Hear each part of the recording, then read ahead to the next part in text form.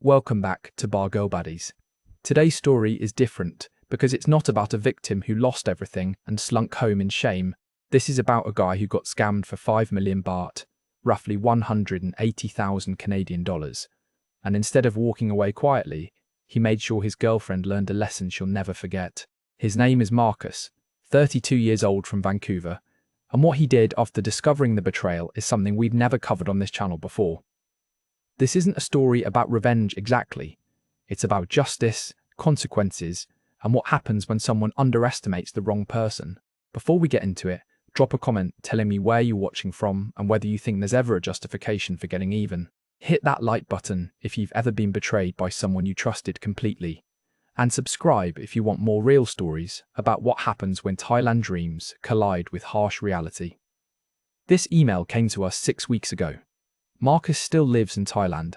He's rebuilding his life, running a legitimate business now, and he wanted this story told not as a warning about Thai women, but as a case study in what happens when you combine technical skills, cold calculation, and the kind of anger that doesn't scream but plans. He's changed some details to protect identities, but the core of what happened is exactly as he lived it. Let me tell you who I was before Thailand entered my life. I was 30 years old, living in a glass tower in Yaletown, working as a senior software developer for a fintech company that processed millions of transactions daily. My official title was Lead Platform Architect, but what that really meant was I spent 60 to 70 hours a week designing payment systems, debugging database architecture, and attending meetings where everyone used words like synergy and disruption without irony. On paper, I'd made it. 6-figure salary, stock options that were actually worth something, my own one-bedroom condo with floor-to-ceiling windows overlooking False Creek. I drove a decent car, had a gym membership I used 3 times a week, kept up with my buddies from university who were all climbing similar corporate ladders. I was exactly where a 30-year-old tech professional in Vancouver was supposed to be. But I was burning out in slow motion and pretending I wasn't. The job had stopped being interesting around year 3. Once you've architected a few payment processing systems, once you understand the patterns and protocols and security layers, it all becomes variations on the same theme. The challenges that used to energize me started feeling like repetitive tasks dressed up as innovation. I'd sit in sprint planning meetings listening to product managers pitch features we'd built 5 times before with different branding, and I'd feel this crushing weight of pointlessness. My personal life wasn't much better. I'd been with my girlfriend Emily for 5 years. We'd met in university, both studied computer science, ended up in the same industry. She was brilliant, funny, driven, everything you'd want in a partner. We had the kind of relationship that looked perfect from outside, 2 successful young professionals building toward a future together. Except, we weren't building toward the same future at all, we just hadn't admitted it yet. Emily got offered her dream job in Toronto, VP of Engineering, at a startup that was actually gaining traction. It was the opportunity she'd been working toward her entire career.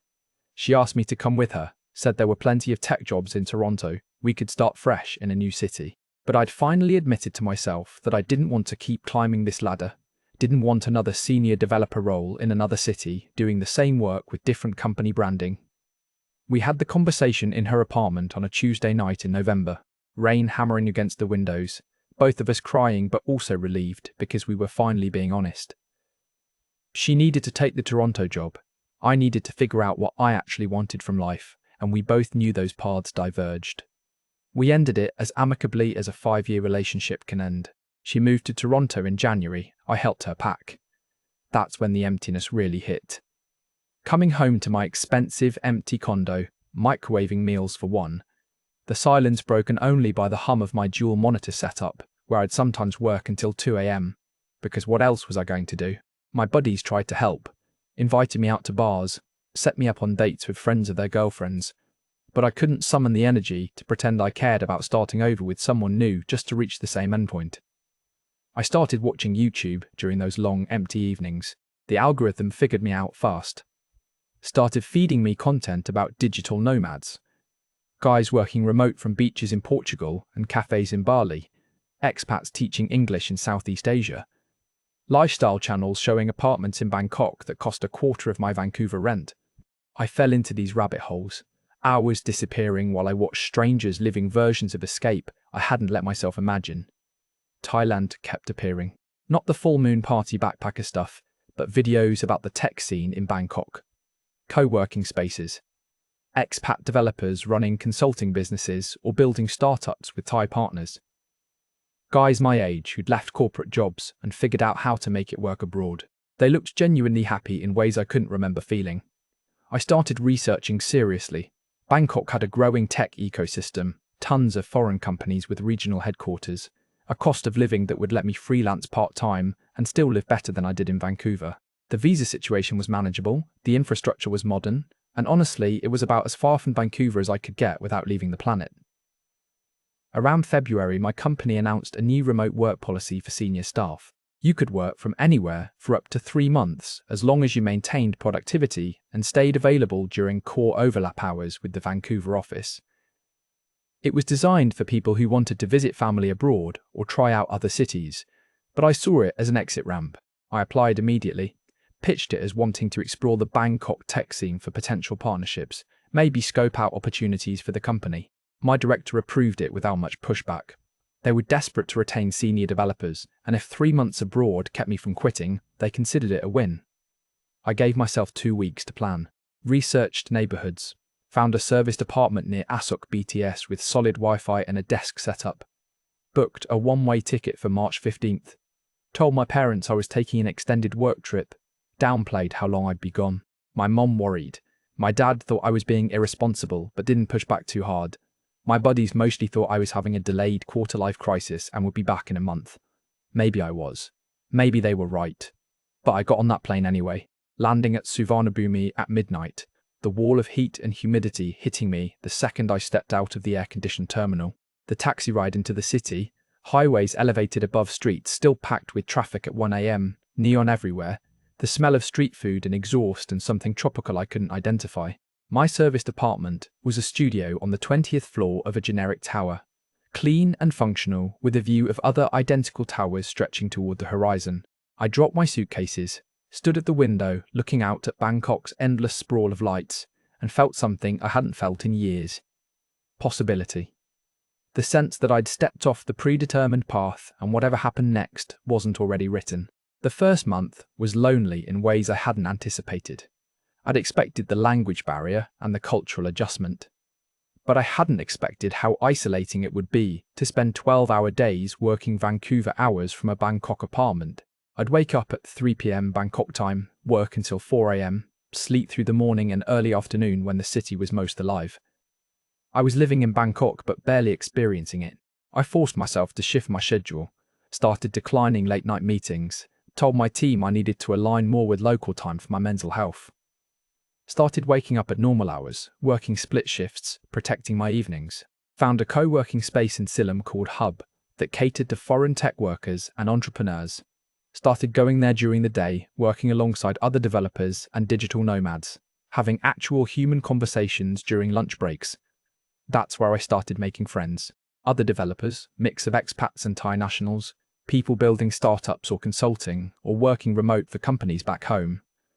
The tech community in Bangkok was smaller and more interconnected than Vancouver's sprawl. You'd see the same faces at different co-working spaces and meetups.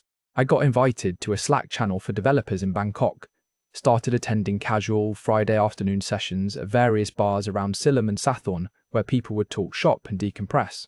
I picked up Thai language basics, not seriously at first, just enough to order food and navigate the BTS and thank people politely. Found my regular spots. The street food vendor near my apartment who made incredible pad krapao. The 7-Eleven staff who recognised me and had my usual coffee ready. The small gym in my building where I'd work out at odd hours alongside Thai office workers. Bangkok started feeling less foreign, more like a place I inhabited rather than visited. I extended my serviced apartment lease, told my company I wanted to stay remote indefinitely. They agreed as long as I came back for quarterly planning meetings. I was essentially living in Bangkok full-time, and it had happened almost without deciding. Around month 3, I went to a tech mixer event at my co-working space. It was a Friday evening thing. Local startups pitching their products, free beer and pizza, casual networking. I usually avoided these because they felt like work events dressed as social gatherings, but a buddy from the Slack channel convinced me to come.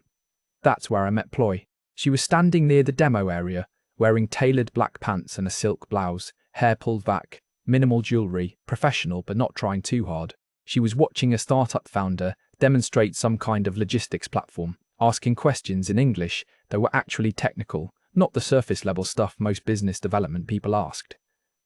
I ended up standing next to her during the demo. When the founder couldn't answer one of her questions about API rate limiting, I jumped in with a technical explanation. She turned to me, smiled, said thanks, that makes more sense. We started talking, moved away from the demo area to the food tables, kept talking. Her name was Ploy. She was 28, worked in business development for a Thai e-commerce company I'd actually heard of. She had an MBA from Thammasat University, one of the top schools in Thailand. She asked what I did. I explained the fintech background and the payment systems architecture. Her eyes lit up.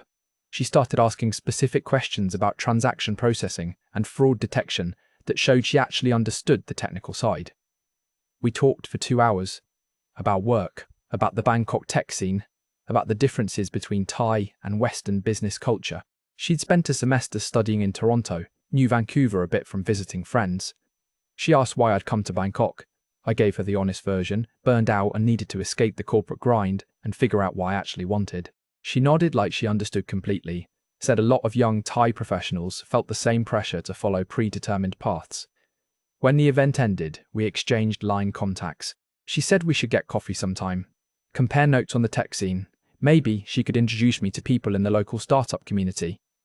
It felt professional, networking, not a date. But I also noticed she was beautiful in an understated way, and that she'd laughed at my jokes, and that talking to her had been the first genuinely engaging conversation I'd had in months. We got coffee 3 days later at a place near Chong Nonsi, talked for 3 hours again, this time more personal. She asked about my relationship history. I told her about Emily and the amicable breakup and how I was still figuring out how to be single in a foreign country. She told me about her ex, a Thai guy she dated through university and 2 years after, ended because he wanted to move to Singapore for work, and she wasn't ready to leave Bangkok. Our second meeting was dinner, a Japanese place in Thonglor she recommended. The conversation flowed even easier. We were past the networking pretense. This was clearly a date. She was funny and sharp and had opinions about things that didn't feel rehearsed. When I paid for dinner, she didn't play the false protest game, just said thank you and that she'd get the next one. We started seeing each other twice a week, then 3 times, then most nights when our schedules aligned.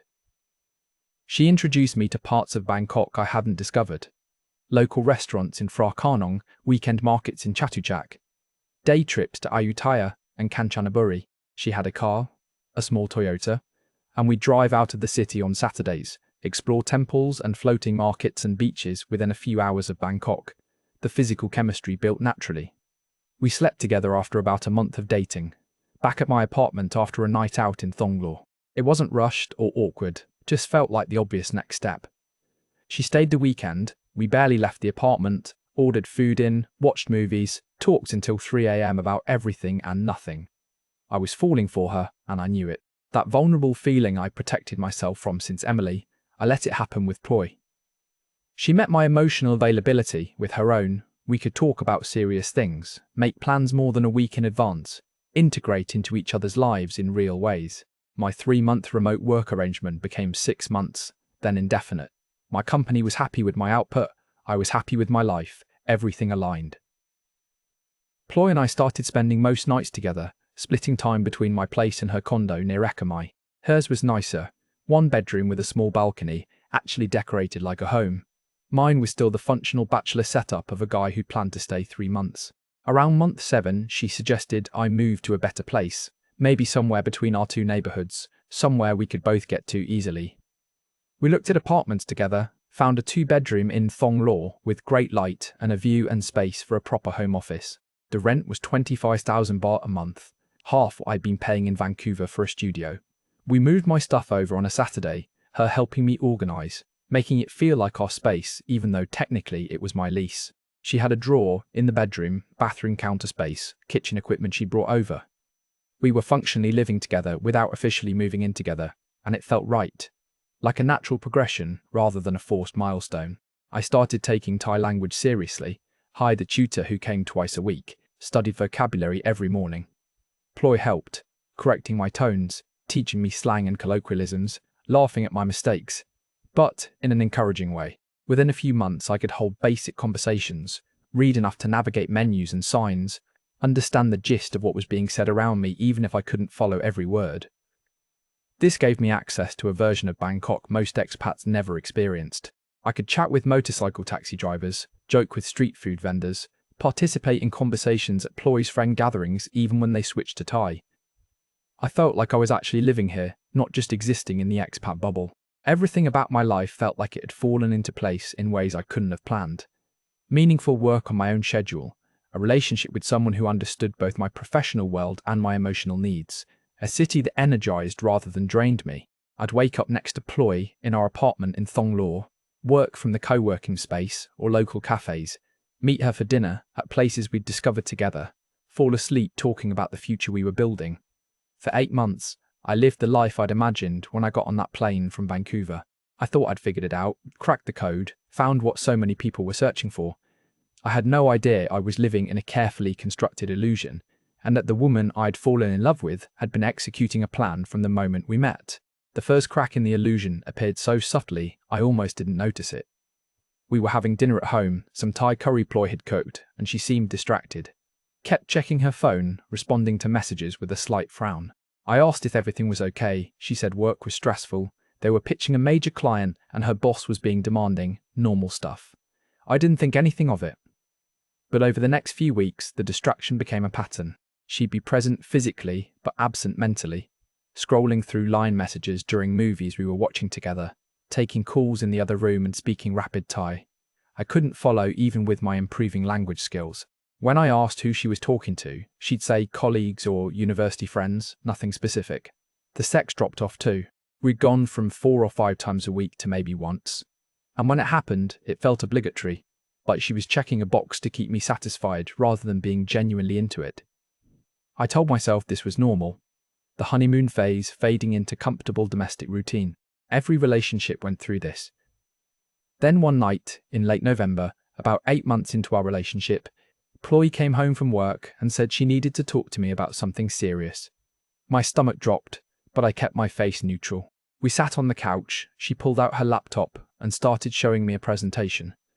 Her company was expanding, she explained, opening a new division focused on logistics and fulfillment for small Thai businesses selling internationally. The e-commerce boom in Southeast Asia meant tons of small vendors needed help with cross-border shipping, customs, warehousing. Her company was spinning this off as a separate entity, and they were offering senior staff the opportunity to become founding partners. She clicked through slides showing market analysis, growth projections, competitive landscape, revenue estimates showing 30 to 40% returns within 2 years, technical specifications for the platform they build, API integrations with shipping carriers, inventory management systems. It was all presented in the language of my world, the kind of pitch deck I'd seen 100 times in tech. She'd been offered the COO position, she said, essentially running operations for this new venture, equity stake included.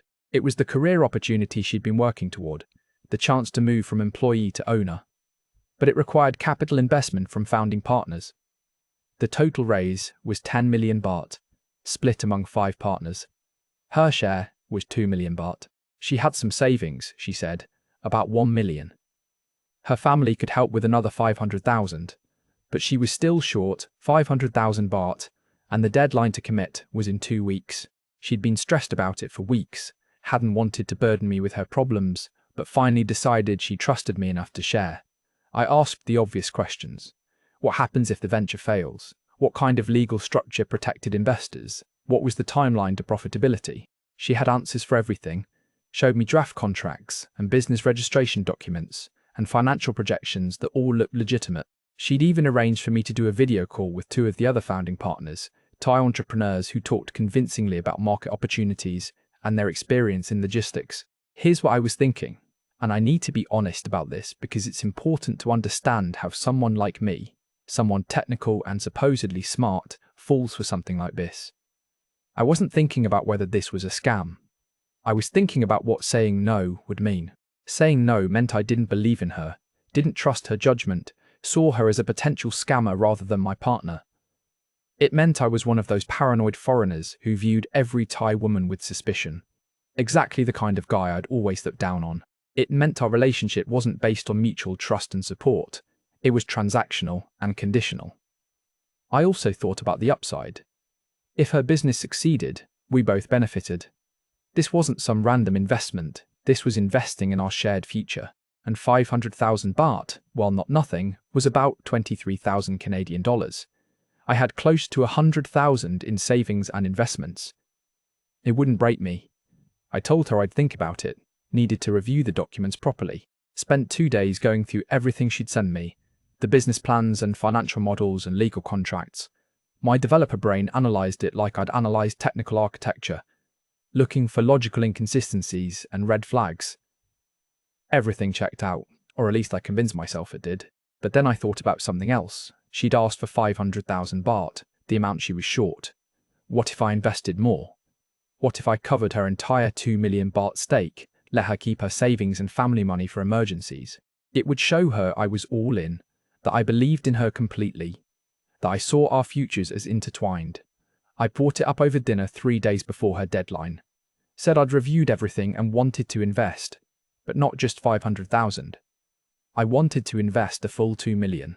She looked shocked, started to protest, said that was too much, she couldn't ask me to do that. I told her she wasn't asking, I was offering. Partners invest in each other's success. She cried. Actually cried, which I'd never seen her do before. Said no one had ever believed in her like this, that it meant everything. That she'd pay me back with interest, even though I insisted we were partners, not debtor and creditor. We drew up a simple contract that night, just a one-page document stating, I was investing 2 million baht in exchange for a percentage of her equity stake. She signed it, I signed it. We both felt like we were building something real together. The next day, I went to Bangkok Bank and initiated the transfer. 2 million baht from my Canadian account, converted at the current rate, deposited into a business account Ploy had set up for the venture. The teller processed it without issue, handed me the receipt, and I felt this surge of satisfaction. I was doing this right, building a life in Thailand based on genuine partnership and mutual investment. That night, the sex was incredible for the first time in weeks. She was present and passionate and affectionate in ways she hadn't been in months. We stayed up until 3 a.m. talking about the future seriously. Maybe marriage next year. Possibly me taking a technical advisor role in her company once it was established. Building something together in Bangkok long term. She showed me photos on her phone of properties her parents were looking at in Hua Hin. Said, maybe we could buy a beach house together eventually. Have a place to escape to on weekends. I fell asleep feeling like we turned a corner. Like the distance I'd been sensing between us was closing. The investment wasn't just financial. It was emotional proof that we were in this together. For exactly 3 weeks, everything was perfect. She was lighter, more affectionate, more like the woman I'd fallen for at that tech mixer 8 months ago. We talked about the business launch. She'd give me updates on partnership meetings and platform development and client acquisition strategies. I met her supposed business partners at a dinner in Sukhumvit, 5 Thai professionals who all seemed legitimate and enthusiastic about the venture. Then in mid-December, just as Bangkok was gearing up for New Year celebrations, things started shifting again. Ploy became distant, working late again, more vague about where she was and who she was with. The business updates dried up. She said they were in regulatory approval stages, and everything was moving slower than expected. Lots of waiting. I tried to be patient and understanding. Startups were chaotic. Regulatory processes in Thailand were notoriously slow. This was normal growing pains. But my developer instincts, the same ones that helped me debug complex systems by noticing patterns in logs and error messages, started picking up signals that didn't add up. She'd tell me she was at business dinners, but come home without the smell of restaurant food on her clothes. She'd say she was meeting investors, but her calendar notifications would show conflicts with times she claimed to be in meetings. Small discrepancies, individually explainable, but together forming a pattern. One Friday night, in early January, about a month after I transferred the money, Ploy said she had a business dinner with potential clients. Important pitch, would probably run late, don't wait up. I said no problem, I had freelance work to catch up on anyway. She left around 7 p.m, dressed like she was going to a professional dinner, blazer and heels, full makeup. I worked until around midnight, some database optimization project for a client in Singapore. went to bed around 1 a.m. At 2:30, I woke up to use the bathroom and noticed Ploy still wasn't home. Checked my phone, no messages from her. I tried calling, it went to voicemail, line messages showed as delivered but not read. I sat in the living room in the dark, telling myself not to panic. Business dinners ran late, especially when alcohol was involved. She was probably fine. But at 3 a.m, I was genuinely worried something had happened to her. Bangkok was generally safe, but it was still a massive city. Accidents happened. She could have been in a taxi crash or had some medical emergency. At 4:15 a.m, I heard her key in the door.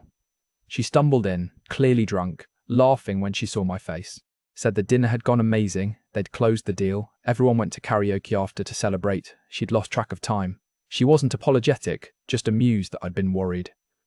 Said I was sweet but too anxious. She was a grown woman who could handle herself. She passed out almost immediately, still half dressed, makeup smeared. I stood in the bedroom doorway watching her sleep. This woman I'd invested everything in, emotionally and now financially, and realised I didn't actually know her at all. The person I'd fallen for, who matched my intelligence and ambition and emotional availability, where had she gone? When did she become this stranger who disappeared until 4 a.m. and laughed off my concern? I went back to the living room, made coffee even though it was almost 5 a.m, sat on the couch with my laptop. Here's where my technical background created a specific vulnerability and opportunity simultaneously. I'm a systems architect. I think in terms of data flows and patterns and debugging methodology. When something isn't working, you don't guess. You instrument the system and analyze the logs. My home network was enterprise grade because that's just how I set things up. I ran pfSense as a router. Unify access points with detailed logging. A local DNS server that cached queries. I'd configured all this months ago when I first moved to this apartment. Just standard security and monitoring because that's what felt normal to me. I pulled up my network administration interface and started reviewing logs. Found Ploy's phone and laptop MAC addresses, filtered for all their connections over the past month. What I saw made my stomach turn. Dozens of connections to cloud storage services I didn't recognize. Multiple social media accounts I'd never heard her mention. Dating apps, transaction apps, cryptocurrency exchanges. Sites with names in Thai. I had to Google Translate. I couldn't access the accounts themselves, but I could see the digital footprint of an entire life she'd hidden completely. Her devices were accessing these services constantly, multiple times per day, from my apartment while I was sitting 10 feet away thinking we were building a life together. I sat there until dawn, my coffee going cold, staring at connection logs and DNS queries that told a story I'd been too blind to see. And that's when something shifted inside me. Not hot rage, not the desperate emotional betrayal most guys probably feel in this situation. Something colder. I'm a systems architect. When a system has a critical flaw, you don't panic and start randomly changing things. You document the issue, analyze the root cause, design a fix, test it, then deploy. Methodical, systematic, unemotional. Ploy had scammed me. I was fairly certain of that now, but she'd made a critical error in her system design. She targeted a developer, someone who thought in terms of data and logs and forensic analysis. Someone who knew how to instrument systems to understand exactly what was happening under the hood. She was still passed out in the bedroom. I had access to her digital footprint on my network. I had technical skills she didn't know I had. Database forensics and social engineering and fraud detection expertise from my fintech background. And I had something else. The ability to stay calm and execute a plan even when I was falling apart inside. I opened a new encrypted note file on my laptop and started writing. Not emotional venting, but a systematic analysis. What I knew, what I suspected, what evidence I had, what evidence I needed, what my options were. I wrote for 2 hours, building a framework for understanding what had happened and what I could do about it. When Ploy woke up around 11 a.m, I was sitting at the dining table with my laptop, looking calm. She stumbled out of the bedroom, wincing at the light, said she felt like death and needed coffee.